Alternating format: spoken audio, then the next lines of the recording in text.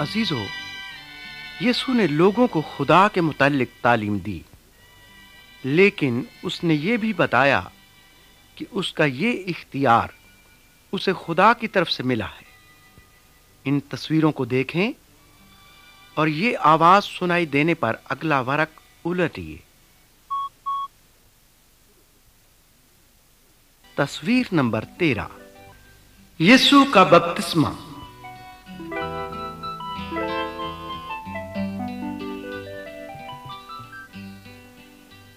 بہت سال گزرے، اسرائیل کی سرزمین میں ایک شخص وارد ہوا جس کا نام یوحنا بپتسمہ دینے والا تھا۔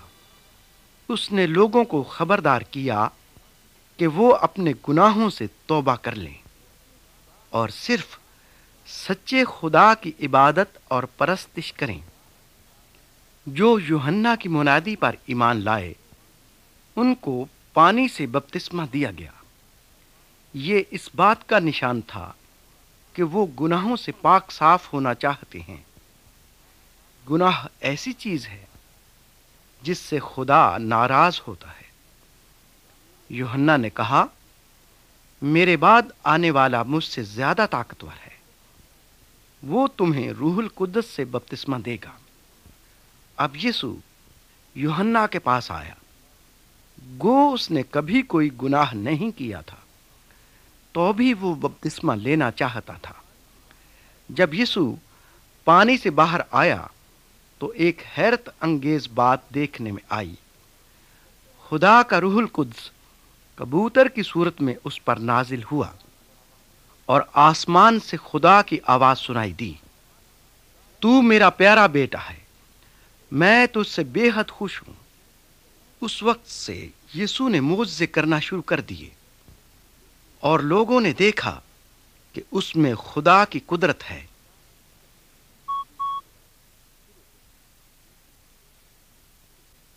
تصویر نمبر 14، یسوع کی خدمت میں مددگار۔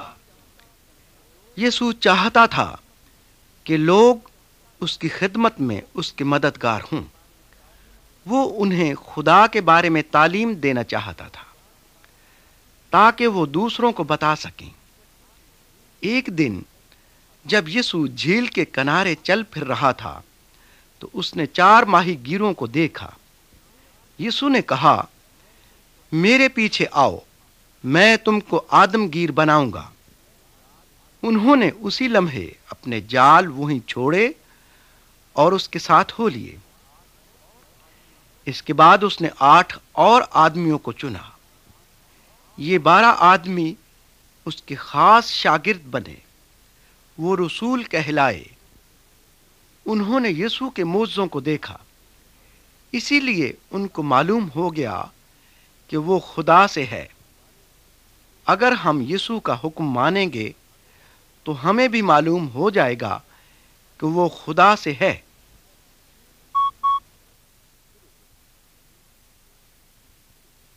تصویر نمبر 15، ایک کوہڑی۔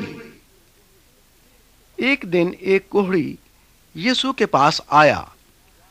اس نے جھک کر یسوع سے التجا کی، اگر تو چاہے تو مجھے پاک صاف کر سکتا ہے۔ لوگ اس کوہڑی کے قریب جاتے ہوئے ڈرتے تھے، لیکن یسوع کو اس کی حالت پر ترس آیا۔ یسوع نے اسے چھوا اور کہا، میں چاہتا ہوں کہ تو ٹھیک ہو جائے، اب پاک صاف ہو جا۔ اور فی الفور اس آدمی کا کوہڑ جاتا رہا۔ وہ اتنا خوش ہوا کہ اس نے ہر ایک سے اس کا ذکر کیا۔ دوستو، گناہ کوہڑ کی مانند ہے، یہ ہمیں خدا سے دور لے جاتا ہے، لیکن اگر ہم یسوع کے پاس آئیں تو وہ ہمیں تمام گناہوں سے پاک صاف کر سکتا ہے۔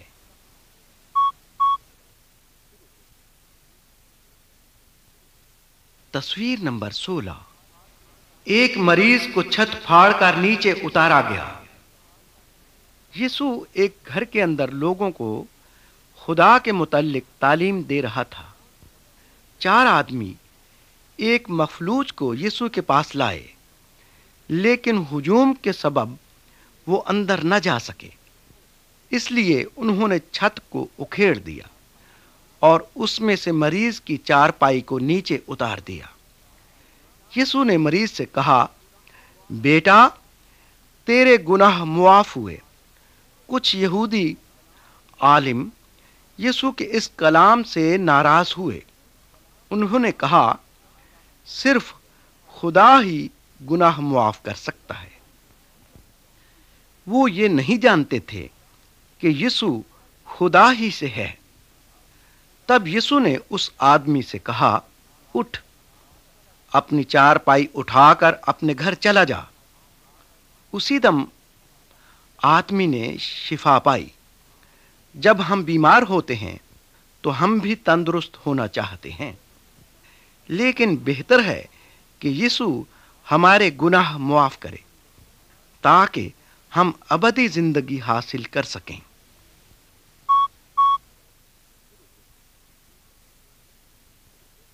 تصویر نمبر 17۔ یسوع نے ایک آدمی کا ہاتھ اچھا کر دیا۔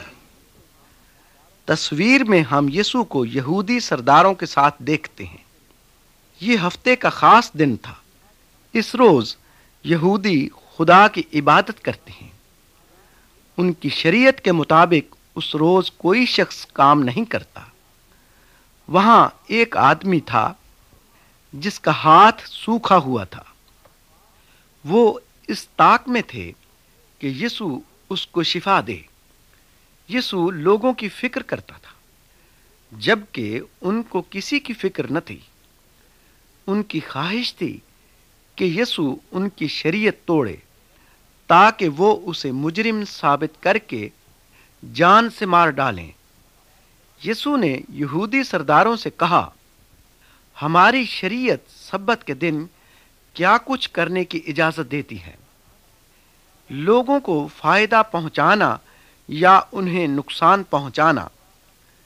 یہودیوں نے کوئی جواب نہ دیا۔ بس یسوع نے اس آدمی سے کہا، اپنا ہاتھ آگے بڑھا۔ اس نے ہاتھ بڑھا دیا۔ سب نے دیکھا کہ اس کا ہاتھ تندرست اور مضبوط ہو گیا ہے۔ دوستو، ہمیں خدا کی عبادت کرنی چاہیے، لیکن اس کے ساتھ ساتھ دوسروں کی بھی فکر کرنی چاہیے۔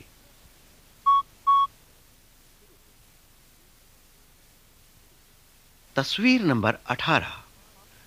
اور طوفان تھم گیا۔ یسوع اور اس کے شاگرد ایک بڑی جھیل کو پار کر رہے تھے۔ اچانک ایک خوفناک طوفان اٹھا۔ کشتی پانی سے بھر گئی اور ڈوبنے لگی۔ یسوع کشتی کے پچھلے حصے میں سو رہا تھا۔ شاگردوں نے اسے جگا کر کہا، اے استاد، کیا تجھے فکر نہیں کہ ہم ہلاک ہوئے جاتے ہیں؟ یسوع اٹھا اور اس نے طوفان اور لہروں کو حکم دیا، ساکت ہو جاؤ، تھم جاؤ۔ یکدم طوفان تھم گیا۔